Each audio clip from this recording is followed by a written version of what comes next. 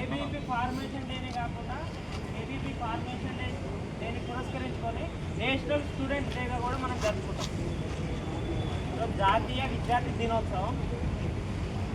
అఖిల భారతీయ విద్యార్థి పరిషత్ నేను ఇంతకుముందు చెప్పినట్టు 1949లో స్టార్ట్ అయ్యి 75 సంవత్సరాలు పూర్తి చేసుకొని విద్యారంగ సమస్యల మీద ఏవైతే మనకు సమస్యలు ఉన్నాయో ఆ సమస్యల మీద ఏబీపీ పోరాడతారు.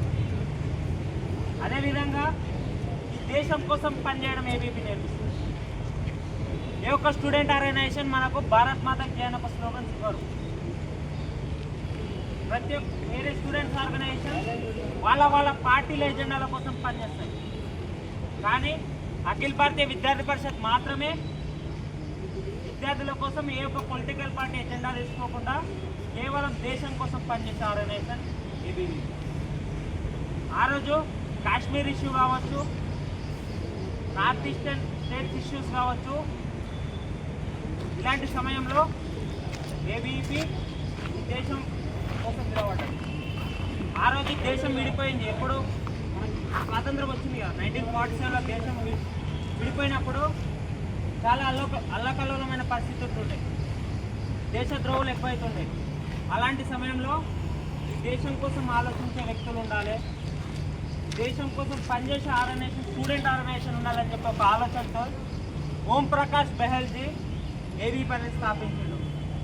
ఈ దేశానికి ఎప్పుడు అవసరం వచ్చినా, ఎప్పుడు ఆపత్కర పరిస్థితులు ఉన్నా ఆ సమయంలో ఏబీపీ ముందు నిలబడుతుంది. మనకు ఇండియా చైనా వార్ అయినప్పుడు, మన సైనికులకు రక్తం అవసరమైనప్పుడు ఏబీపీ కార్యకర్తలు బ్లడ్.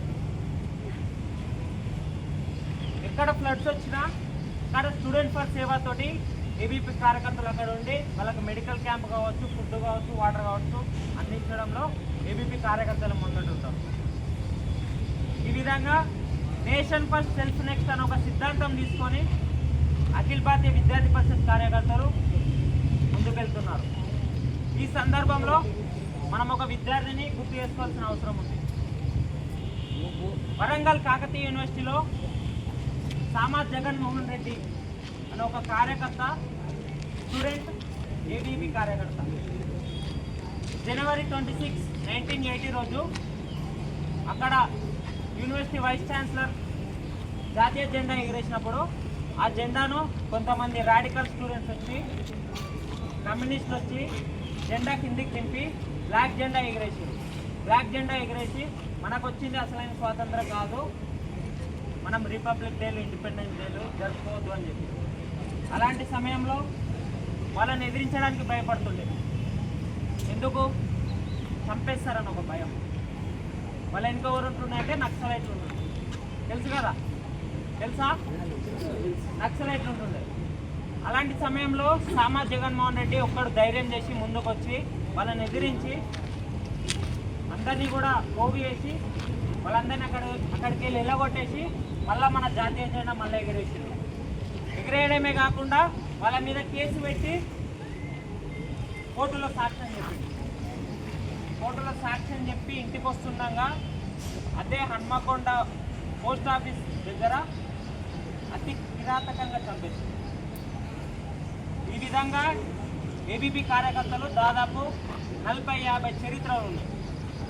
అయితే ఈ నక్సలైట్ల చేతుల్లో భారత్ మాతాకి జై అంటారు. భారత్ మాతాకి జై అని చెప్పి ఆత్మ బలిదానం చేస్తున్నటువంటి చరిత్ర కేవలం అఖిల భారతీయ విద్యార్థి పరిషత్ కార్యకర్తలకు మాత్రమే. ఈ విధంగా దేశం కోసం, తల్లి వైభవం కోసం, పూర్వ వైభవం కోసం ఈ దేశం మరొకసారి పరమ వైభవ స్థితికి వెళ్ళాలని చెప్పి అఖిల భారతీయ విద్యార్థి పరిషత్ ఆశించి కార్యకర్తలు బయటకు వచ్చి ప్రాణ త్యాగాలను వెంటాడకుండా అఖిల భారతీయ విద్యార్థి పరిషత్ కార్యకర్తలు పనిచేస్తారు.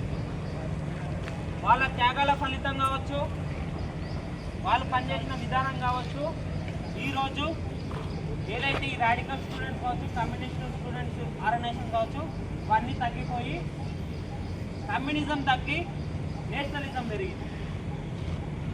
ప్రతి ఒక్కరు ఈ రోజుల్లో స్టూడెంట్స్ అందరూ దేశం కోసం ఆలోచించడం స్టార్ట్ చేశారు అంటే కేవలం అఖిల భారతీయ విద్యార్థి పరిషత్ మూలంగానే. ఈ సందర్భంగా ప్రతి ఒక్క విద్యార్థి ఈ దేశం కోసం పాటుపడి ఈ దేశం కోసం పనిచేయాలని చెప్పి ఆశిస్తున్నాం. రేపటి నాడు మనం ఏమన్నా కావచ్చు, ఈ సమాజంలో డాక్టర్ కావచ్చు, పోలీస్ కావచ్చు, ఇంజనీర్ కావచ్చు, సివిల్ సర్వీస్ కావచ్చు. ఈ సమాజంలో మనం వచ్చినప్పుడు దేశం ముందుంటుంది, తర్వాతనే మనం ఉంటాం అనే ఒక విషయాన్ని గుర్తుపెట్టుకొని అందరూ పనిచేయాలని ఆశిస్తూ ఈ అవకాశం ఇచ్చినందుకు ధన్యవాదాలు.